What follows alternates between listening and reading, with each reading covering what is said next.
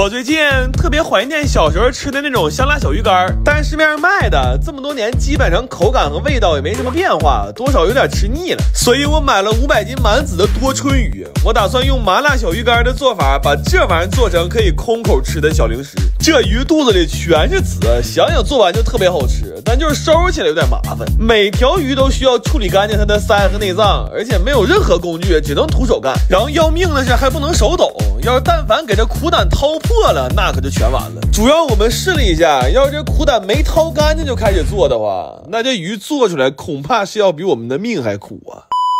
这些鱼我们一共收拾了2天，为了吃的时候口感好，我们把鱼尾和鱼鳍也都剪掉了。但是因为它不能开膛，里边其实还是有好多黑膜是没处理到的，所以在去掉内脏之后，我们还需要给它反复头洗，然后再充分的抓拌腌制。这么处理完的鱼基本就没什么腥味了，就甚至晚上我想拿2条去喂猫，我家猫都嫌那鱼没味儿啊！妈，这活干的可真是绝了。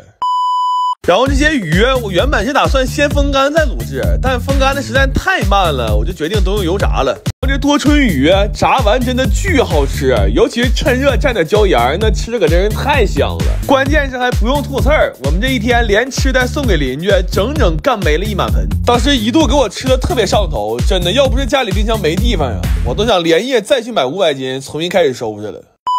最后把炸好的鱼放到我们提前熬好的卤汤里，充分浸泡就可以了。它现在是先麻后辣，还微微带点甜，而且因为猛火炸过，鱼头是酥脆的，鱼肉也特别紧实。最要命的是这个鱼籽真的特别入味，而且越嚼越香。但是后来我发现这小鱼干在家吃总觉得差了点感觉，所以在我苦心思索之后，我们就近买了一般最慢的绿铁皮，然后还带上了10几罐小皮皮。我仨就这么小溜的干悠了一整天，这回感觉就全对了。我甚至觉得这鱼干拿到火车上吃跟在家吃的完全是2种食物，这事儿谁懂啊，家人们。